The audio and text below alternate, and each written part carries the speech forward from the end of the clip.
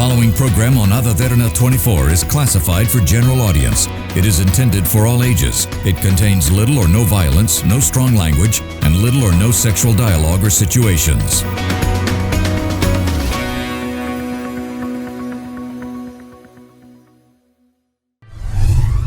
Tonight, we discuss the intricacies of land ownership in Sri Lanka.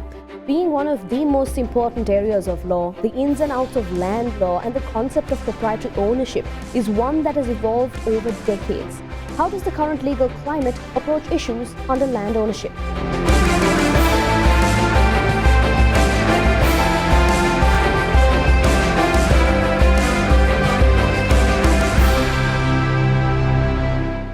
A very good evening and welcome to yet another episode of Law, Land and Liberty, where we bring to you key events that occurred in the legal sphere and breaking it down for the layman. Today's topic is one that is of fundamental importance for each and every one of us, and that's about land law. Now, I know that a lot of us would have heard about land law. We've heard about things like title deeds and registration and issues such as that, but I'm sure a lot of us listening would not understand the ins and outs, the nitty-gritties of exactly how land ownership in particular is approached in the law. And to talk about this complicated issue, we have someone that is not a new face on the show and someone that has quite a bit of experience in this field, and that is Mr. Seevali, Amitirigala, President's Counsel. Thank you very much, sir, for taking the time to speak. Thank you very much, Anuradhi, for having me back in your studios. It's a pleasure to come back. Thank you very much, sir. Well, before we get into the discussion, let me give you a little bit of a breakdown of how our discussion is going to flow. So first we'll talk about the very basics, the fundamentals. What is land ownership and how is land law even comprised or approached in Sri Lanka legislature? Next we'll go into the specific areas, things like vindicatory actions and how that is approached in Sri Lankan law and what defenses are available and what vindicatory actions really is. Next we'll talk about partition law, because that is a very, very pertinent aspect of law as well, where we have to partition off land and how that is played about in the current legal context and what might have come up regarding partition law. And finally, we'll talk about the revisions aspect, what can be done, what has been done, and currently how it is evolving, the aspect of land law in Sri Lankan legislature, how it has evolved. Hello, I'm Ayush. I'm an international marketing manager. My question is on the fundamentals of the land law. What legislature governs the land ownership?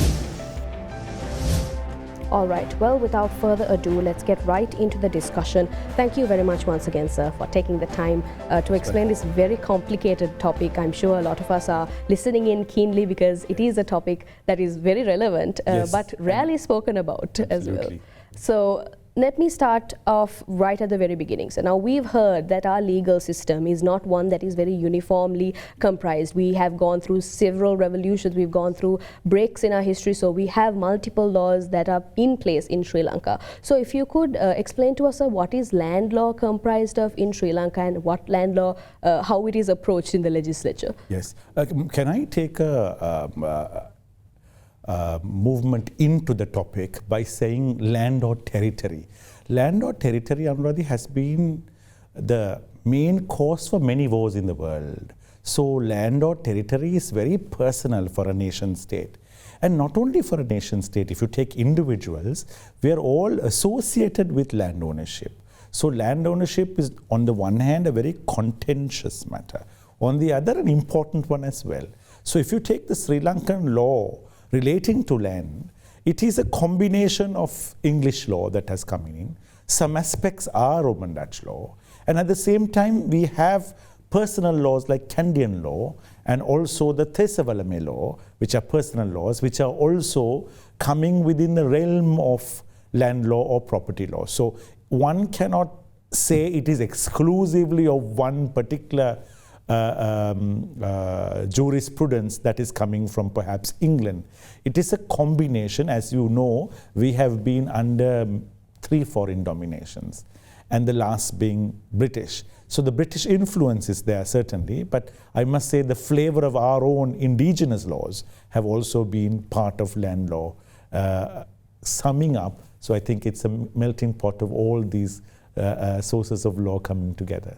Exactly. So now, sir, we know that across the board, there are multiple laws that touch into land law. And now issues like land ownership, sir, how does the current legislature, now what we have, what are the key pieces of legislature that we can point out that has the most to do with this law?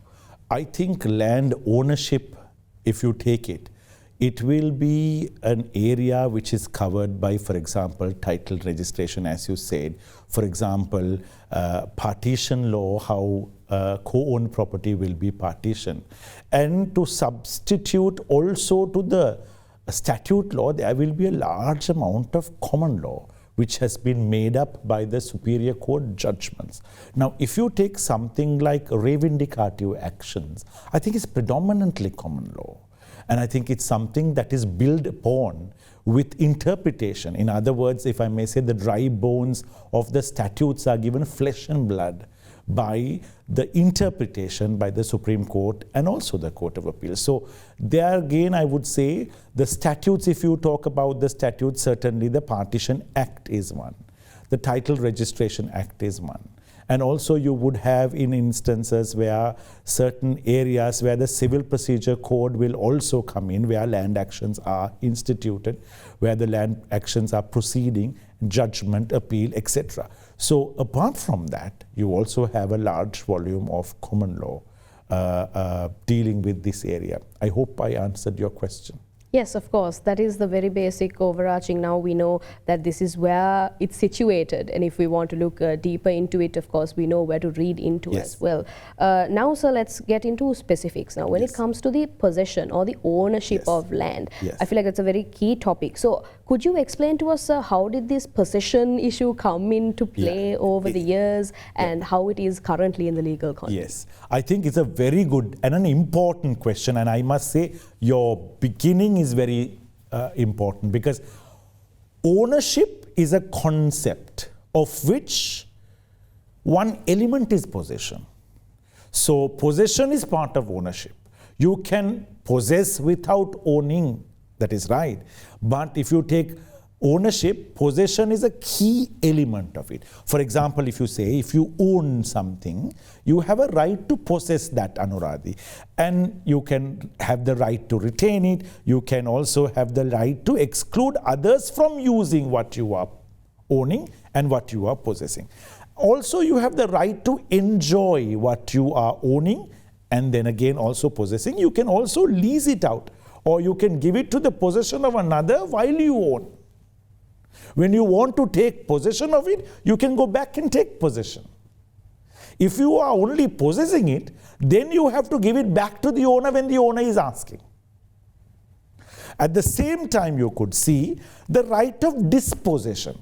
You need to own something to sell. No, you don't get the right to sell or dispossessing it if you don't own it. So bottom line is, ownership is a very important and a bigger concept, and possession is one element of it. So you can have both ownership and possession. At the same time, you can have only possession but not ownership, but you are under the leave and license of the owner of that particular parcel of land that will be relevant in that particular instance. So talking about ownership, I think ownership is the pivot, because most of our actions, if you take reivindicatios, if you take partition action, ownership is an element of it. At the same time, there are actions which are exclusively on possession. So if you take something like a possessory remedy, that is where a person has been dispossessed, and where you want to obtain possession back, you can file an action within 1 year to recover the possession of which you were dispossessed.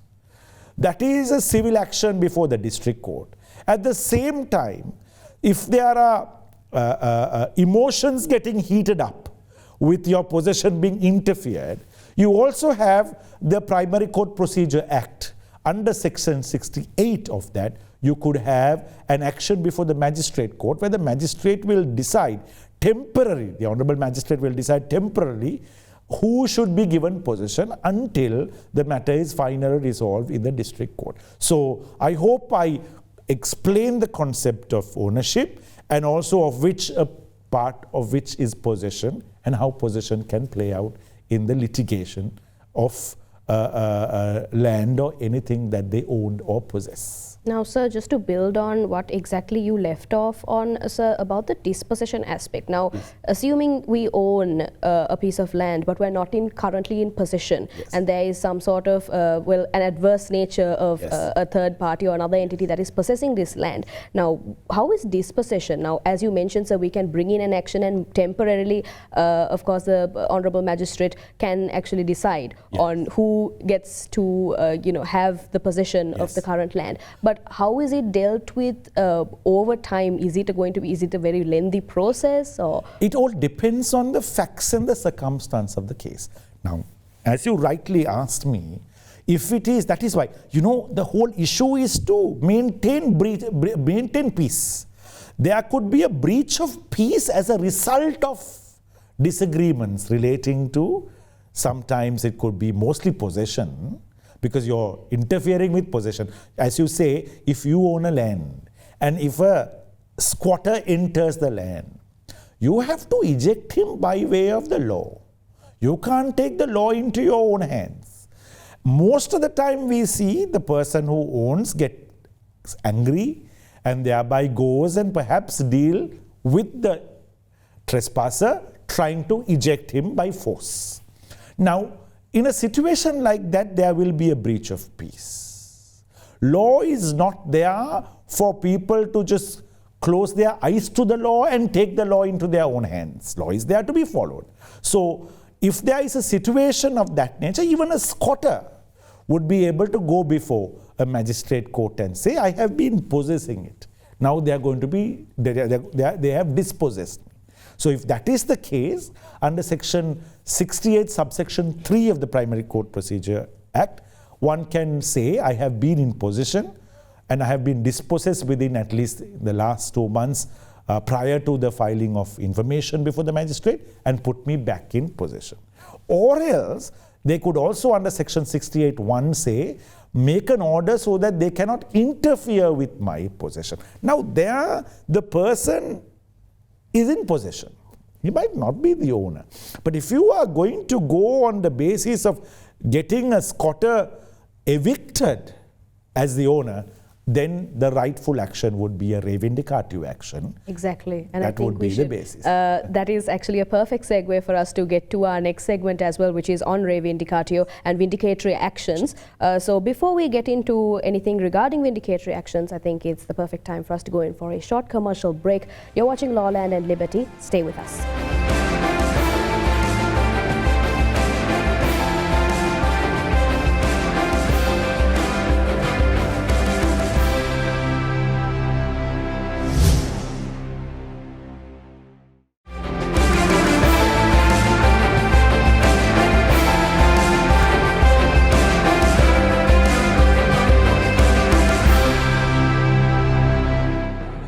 Hello, my name is Sadin Ratnaik and I'm an intern at the American Chamber of Commerce in Sri Lanka. My question is on vindicatory actions. What are vindicatory actions and how does it affect property owners? Welcome back to Law, Land and Liberty. We were in conversation with Mr. Seevali, Amitirigala, President's Counsel. President's Counsel, we were just talking about the possession and dispossession of land and how it comes to play in the current legal context and what actions we can take. Now, on that specific area, sir, you mentioned re vindicatio or vindicatory actions. If you could, sir, explain to our audience exactly what vindicatory actions and what re vindicatio really is and how it affects ownership. Yes. Now, earlier we spoke about the concept of possession. Re vindicatio is more, or if not exclusively, relating to ownership. Re vindicatio, vindicatory action, is where a person who has paper title, let's say title by deeds, perhaps that person is not in possession, somebody else is in possession, goes to court and asks the court, declare me to be the owner of this land, which is described in the schedule to the plaintiff or the document that you have filed in court saying this is my land and these are the deeds relating to it. See how it has flowed to me, and now declare me the owner. So one element of a re vindicatio is the declaration of ownership by the plaintiff. The plaintiff would say, declare me to be the owner of this land. So once that is proved, in other words, once the title of the plaintiff is established, then the requirement to eject the trespasser would arise. In the process of that, it is up to the person who is in possession to say why that person is in possession when the other party has established their title. Do you have a superior title, or how would you defeat the title of the plaintiff? So when I say defeat the title, I mean they could claim prescription. So on what basis are you in the land? Because once title is established, Anuradhi, possession is presumed. You are presumed to have possession because you have established title. So then the other party must say, how are you in the land? Apart from that, there is another way that this happens, where the title of the plaintiff is admitted by the defendant. He says, yes, I admit, but I have established adverse possession against the plaintiff so that I have a title which is adverse to that of the plaintiff. So in that issue, if you admit the plaintiff's title, the burden is on the defendant to show how are you in the land and what is your right to be there. So the most important two elements I would think in a re vindicatio is, number one, ownership. Once you establish ownership, then you have to move and ask, should we eject the person who's in possession? Then it's up to the person who's in the possession to say how he would justify his being in that particular land. Either he has superior title, maybe his title is superior to the title of the plaintiff, or maybe by way of prescription, or saying some third party has allowed them to be in possession and plaintiff is not the person who is entitled to have the title. So that's a different defense that they would take. I would go into it later on. But as at present, I would say the two elements is ownership and the ejectment of the trespasser. It's up to the trespasser to explain how you are in possession. So those are the two elements. I see. So, sir, these are the two main elements. Two main elements, I would think. But if you allow me also say, it's up to the plaintiff to prove his title first. Can I proceed on that and say? Of course, right. Please do. The burden of proof, remember, Anuradhi, has always been on the plaintiff in a re vindicatio. So there have been judicial decisions also which has gone on to say you don't need to establish anything more than, basically say you have to, defendant can keep quiet so long as the plaintiff establishes the title, would he get the chance to answer? So if you don't establish your title, the case should be dismissed. So there are many cases where this has been held. Actually, De Silva versus Gunatilaka, 32 NLR, page 217. Vanigaratnam versus Juanis Apuhami, 65 NLR, page 167 are two of those cases. But Anuradhi, there is very important point that we have to understand as law students or lawyers or land lawyers. If the plaintiff fails to establish title, the action will be dismissed. The trespasser will continue to be in possession because there is no order to evict him. So therefore, permit me to talk about a very recent judgment, that is Moravakage Premavati versus Balantuda Arachige Jayasena, Supreme Court Appeal 176/2014, and it was delivered by the Honorable Justice Mahinda Samewardana, Justice of the Supreme Court, on the 17th of May 2021, with His Lordship's Honorable Justice Surasena and Honorable Justice Yasantha Kodagoda agree. This judgment actually is a very important judgment also for me, because in the civil appeal stage, I appeared for one of the parties in this case, and not in the Supreme Court, but the civil appeal. But this is very important because Honorable Justice Mahinda Samewardana makes a very important inroad into the land law. He says, I quote, "Notwithstanding that a re vindicatio action, the burden is on the plaintiff to prove title to the land, no matter how fragile the case of the defendant is, the court is not debarred from taking into consideration the evidence of the defendant in deciding whether or not the plaintiff has proved his title. Not only is the court not debarred from doing so, it is in fact the duty of the court to give due regard to the defendant's case, for otherwise there is no purpose in a reivindicative action in allowing the defendant to lead evidence when all he seeks is for the dismissal of the plaintiff's action. This is very important, this part of the judgment. The court shall not protect rank trespassers and promote unlawful occupation to the detriment of the legitimate right of the lawful landowners by setting an excessively higher standard of proof in a reivindicatio than what is expected in an ordinary civil suit.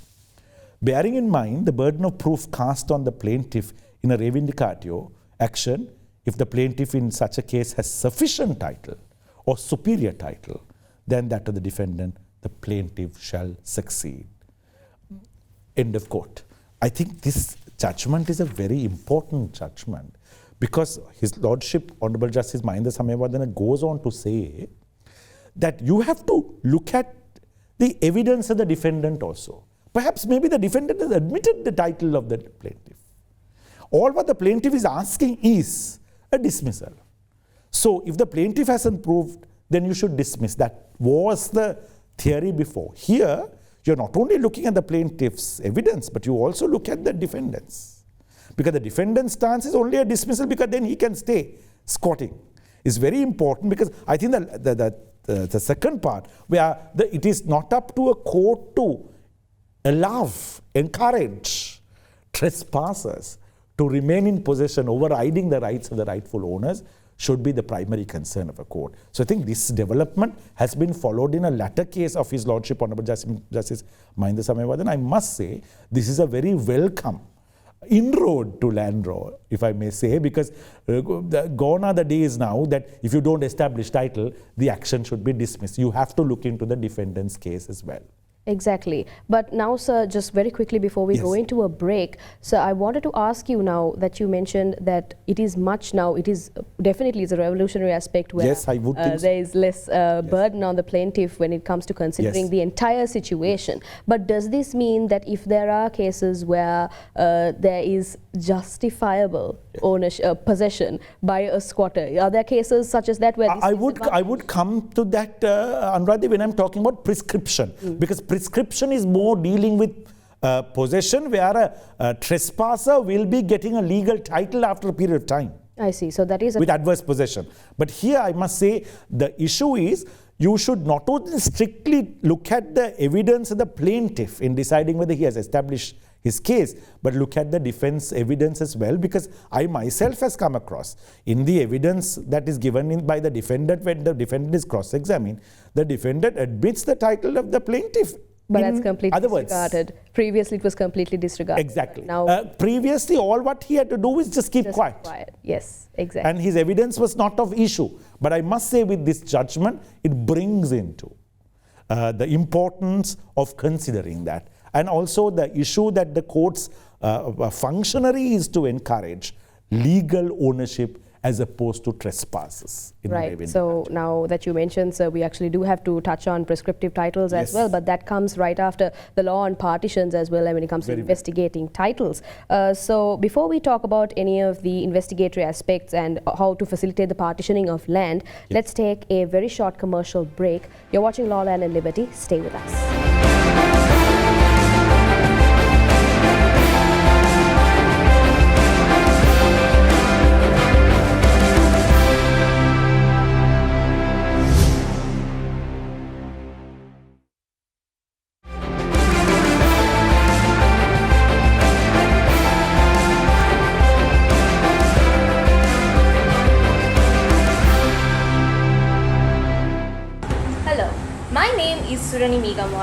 And I am a law student.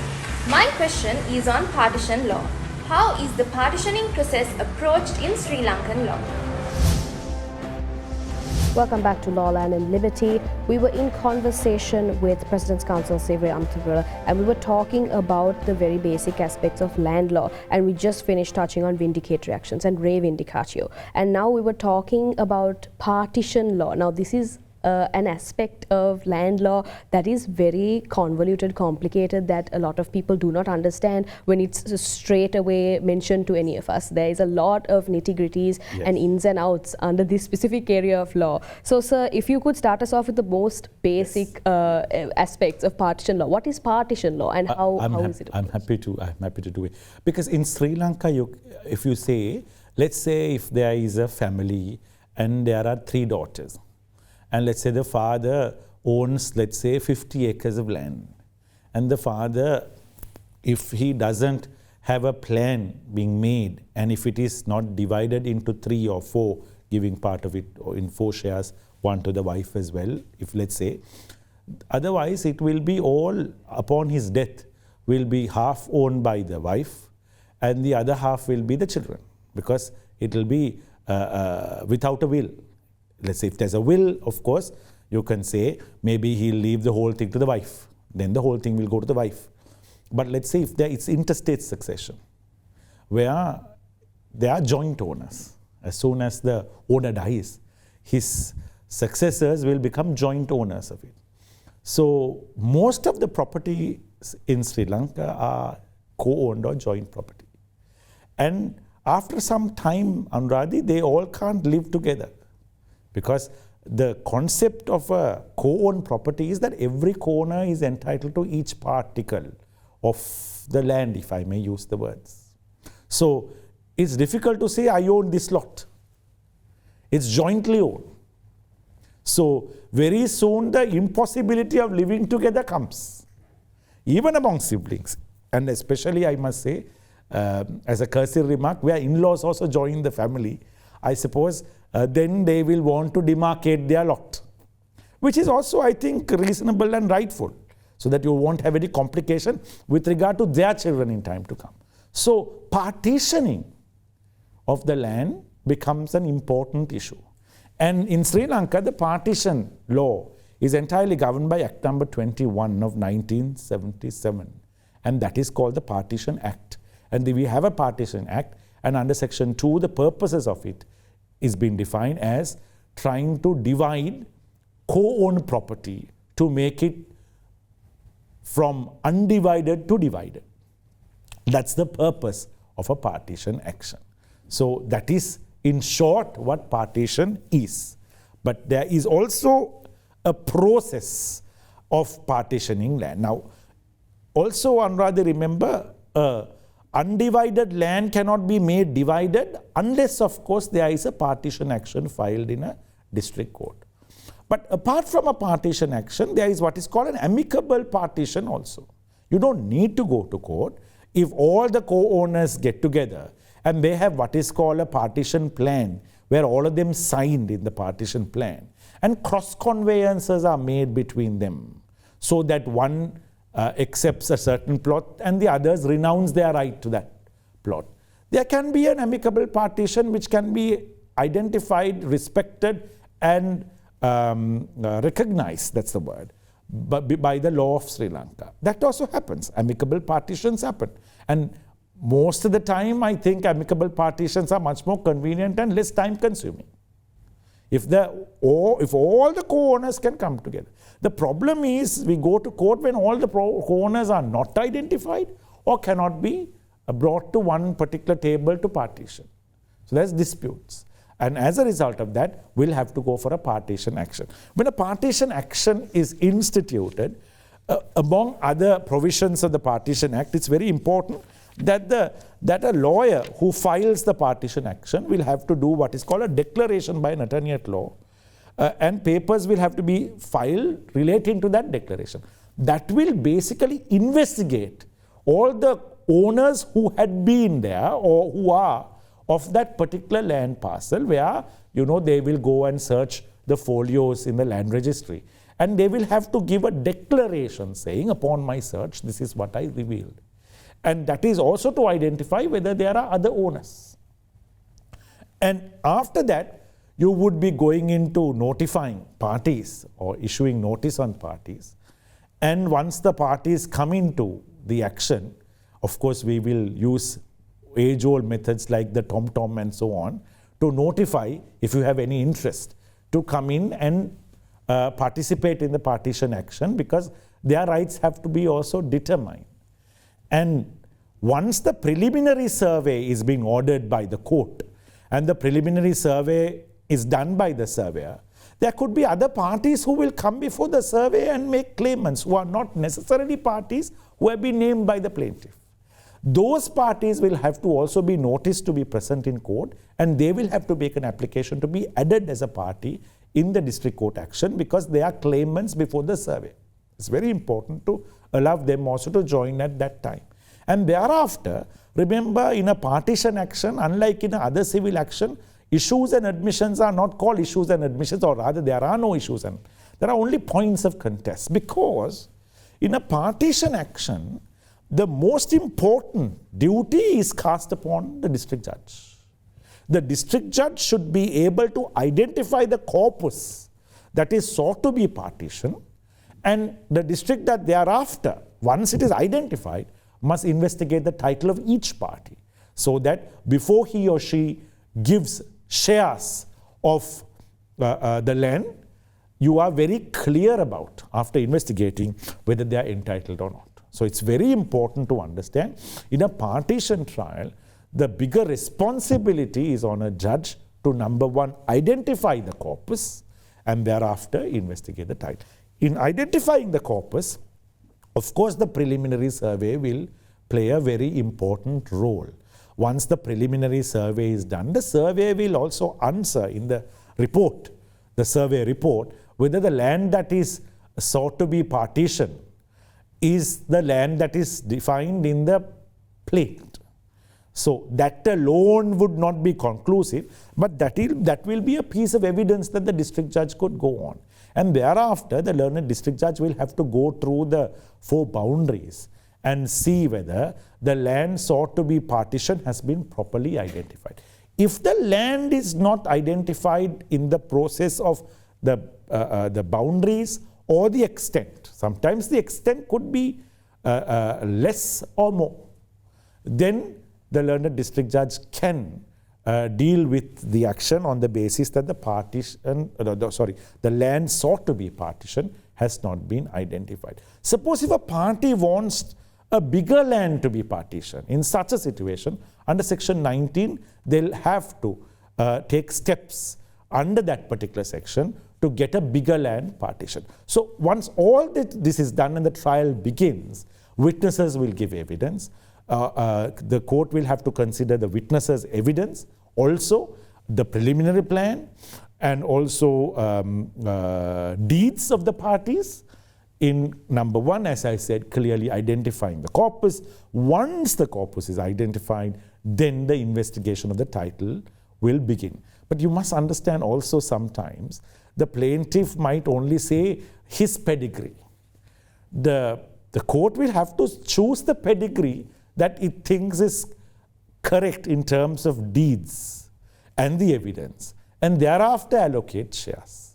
Sometimes the court will find that they can't allocate all the shares, and some of the shares will be remaining as unallotted shares, because you can't find a particular person for it to be allotted at that moment of time, because there is not sufficient evidence. But it's very important for me to say that if it's unallotted shares, it has to be unallotted in the interest of a party. Because if you have just unallotted shares, there's a danger, because the issue is it's not unallotted in the interest of any party. So actually, by unallotting without relating to any person's interest, you are really not bringing a co-ownership to an end. You are actually keeping some part of the land which is still co-owned and the owners have not been found. So that's I think is a bit of a dangerous situation. So I think the court must find in whose interest it is unallotting, if it is unallotted. Later on, a party in whose interest it is unallotted can tender sufficient evidence to the district court and get that land also allotted or made from undivided to divide. So that can be done. But it's very important to understand, number one, identifying of the corpus. Number two, after that, it's the investigation of title. In the investigation of title, the undivided will become divided. And some which you can't find very clearly the ownership will be unallotted in the interest of the parties that the court think it should be unallotted. I see. So there is an entire process when it comes to the partitioning of the land, and sometimes it may not even be completely done because there are numerous co-owners to be found. So there's a lot of contention, I believe. It's an arduous task, Anuradhi. It's an arduous task, because I must say, we as lawyers who go in appeal courts and the Honorable Supreme Court and we argue, many of the times we say the district judge has made an error in identifying the corpus or investigating the title. But it's very important to understand it's a very difficult task, and that task has to be performed with the evidence that is before the learned district judge. So merely saying that there has been a default or fault on the part of the district judge in identifying an allocation of shares or investigating would not suffice. There must be a grave error in it, because I think otherwise they will become mere common submissions that will be made in superior courts. And I must say the Honorable Supreme Court and the Court of Appeal will not accommodate that kind of argument unless, of course, there is very clear evidence that their land has not been identified or the investigation of title has been faulty. I see. Well, there is a lot more for us to discuss when it comes to this area as well. Unfortunately, we've run out of time in this segment, but of course there's one more segment to go as well, sir, regarding recent amendments and recent judgments as well, and how it has defined land law in its essence in Sri Lanka. But before we speak about any of that, let's go in for a very short commercial break. You're watching Law, Land and Liberty. Stay with us.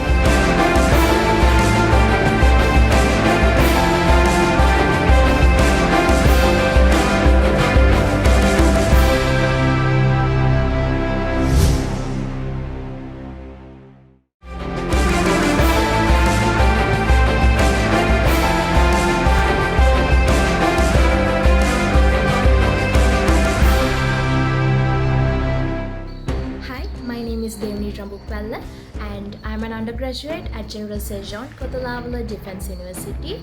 So my question is on prescription and recent judgments. How have the recent judgments shaped the land law in Sri Lanka?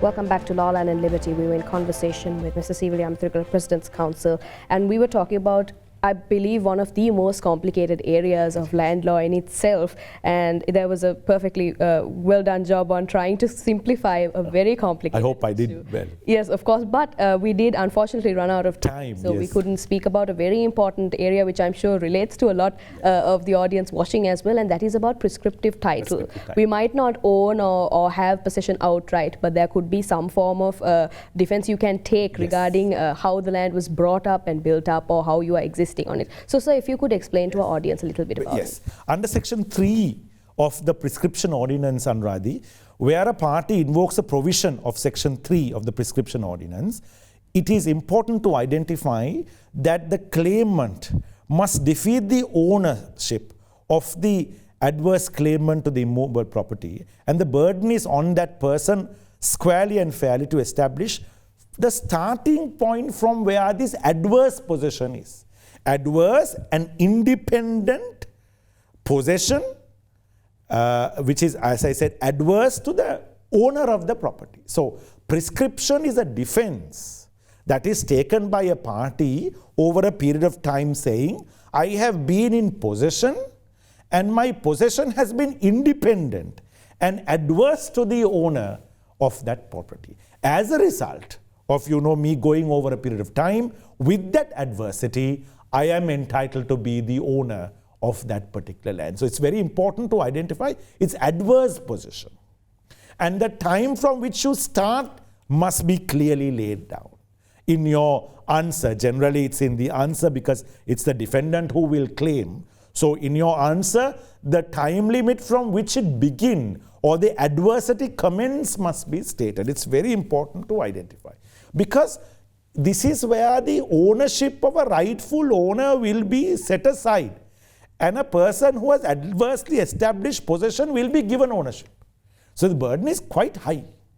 You can't just come out and say, I've been here for so long, and mere possession is also not something that would validate prescriptive possession. It's very important to understand where a party invokes Section 3. Section 3 is the parenthetical clause which lays down what adverse possession or independent title against the owner is.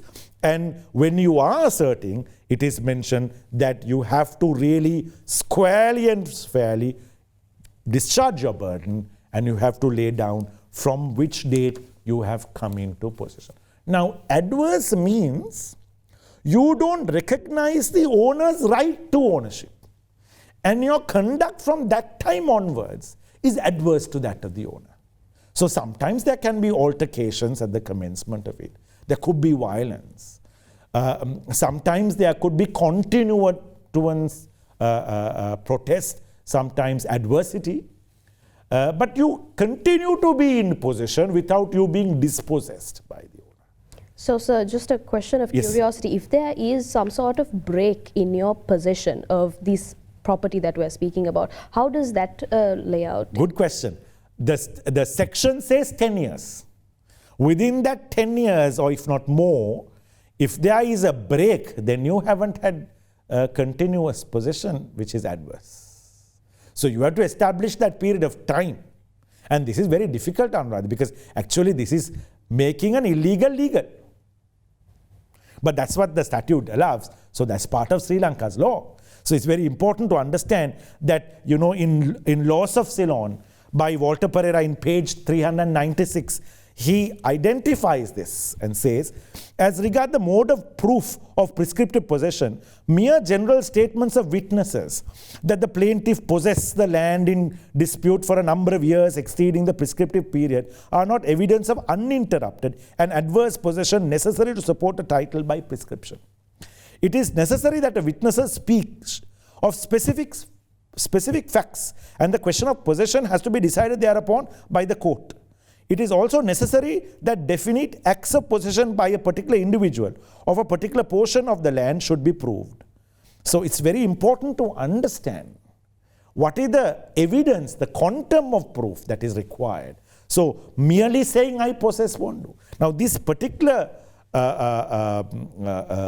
part of Laws of Ceylon was cited by His Lordship, Honorable Justice, the former Chief Justice, Honorable Justice G.P.S. De Silva in Sirajuddin and others versus Abbas, 1994, 2 SLR, page 364, the celebrated judgment which is referred. Utilizing that part of Mr. Walter Pereira's book, saying that is the yardstick that you would be basically dealing when you are dealing with a person who claims prescription, saying what sort of evidence is required for prescriptive title. It's very important to start with that and say that it is not easy to establish, but there have been instances where prescriptive title has been established. Law always assists the person who is vigilant. So if you're not vigilant, and if you don't worry about your own land, somebody will establish prescription. So prescription on that basis has to be identified. But last but not least, may I also say, prescription sometimes is established by a family member. So if prescription is established by a family member, you have to show two things. Number one, you have to prove how you change your character, because you came into the land with leave and license. How do you change your character from that sibling to that adverse possessor? You have to prove that in your evidence. Otherwise, mere possession means there's a presumption under the law called permissive possession. Presumption of permissive possession. That presumption will operate. It has to be rebutted. And I'm happy to say that in the, of course, this segment is also for modern developments or developments of the law. Course. And in Jayasinghe Patman versus Somapala, SC Appeal 6 of 2014, decided on the 19th of November 2021 by His Lordship Honorable Justice Deideniya, Justice of the Supreme Court at the time, Honorable Justice Alvihare and Honorable Justice Thoreraja agreeing. This concept was, of course, it's an old concept, was rejuvenated, if I may say, that it's very important to understand if a family member is claiming adverse possession, this presumption will be operating. And I would be failing in my duty in talking about this other judgment. In Dinesha Marita Amarasekara versus Theobald Pereira, SC Appeal number 117/2020, His Lordship Honorable Justice Vengapuli, Justice of the Supreme Court, decided this delivered this judgment, where Honorable Justice Dahidania and Honorable Justice Murdu Fernando, Justices of the Supreme Court, have agreed. Here too, His Lordship Honorable Justice Vengapuli, in a detailed judgment, takes upon explaining where prescription is to be established by a family member, how this concept of, as I said earlier, permissive possession, the presumption will operate, and how that would be rebutted. These are very important two judgments that one could read if your case relates to family members seeking prescription. Another thing that I am very concerned in saying that is this. As I said in partition cases, the identification of the corpus is very important, no, Anuradhi. So if a defendant is establishing prescription as his defense, it is important to understand that you cannot dispute the corpus. Because in the case of Stephen De Silva versus Regent Anthony, SC Appeal number 203/16, decided on the 27th of February 2019, His Lordship Honorable Justice Cicero Diabru, Justice of the Supreme Court at the time, where His Lordship Honorable Justice Manalgoda, Justice of the Supreme Court, and Honorable Justice Surasena, Justice of the Supreme Court, agreeing, held that, I quote from the judgment of His Lordship Honorable Justice Cicero Diabru, in my view, when the defendant respondent claims the disputed land on the basis of prescription, he is not entitled to raise the question of non-identification of the disputed land, because when he raises the plea of prescription, he has impliedly admitted the identification of the corpus. End of quote. So that's very important. If you're claiming prescription,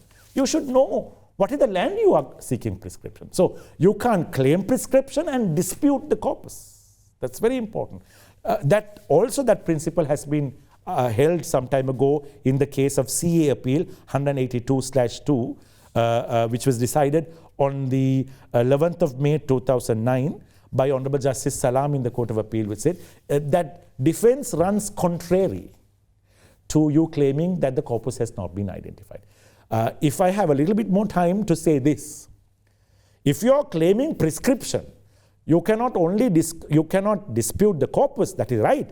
But if you're claiming prescription, you can't also dispute the ownership of the plaintiff, because it is against the ownership of the plaintiff that you are establishing prescription. So that's also an important thing for you to understand when you are exactly. In order for it to be adverse, there has to be a preliminary owner that is not you. Yes. And then you have to understand he has got the title, and you have adversity to that title, but there has to be a title.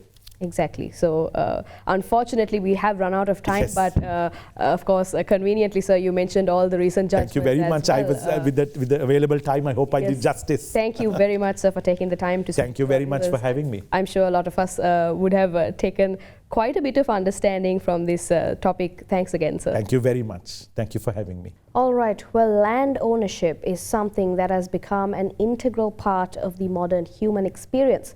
But with the development of humanity, legal safety nets and other guidelines are at risk of being obsolete constantly. Therefore, it's essential that we keep up to date on this area of law so as to prevent complications in our ownership of land. We leave you tonight with the words of Dr. Nandan Kamath, who is an Indian legal scholar. Land, as a finite and invaluable resource, holds a significant place in our societal structure. Its ownership should be balanced with the responsibility to ensure equitable distribution and sustainable management for the benefit of all members of the community. That is all from us here at Law, Land and Liberty. If you had missed any of today's programs, you can always catch us on our YouTube channel, youtube.com/otherthanenglish. Thank you for watching. Have a great night.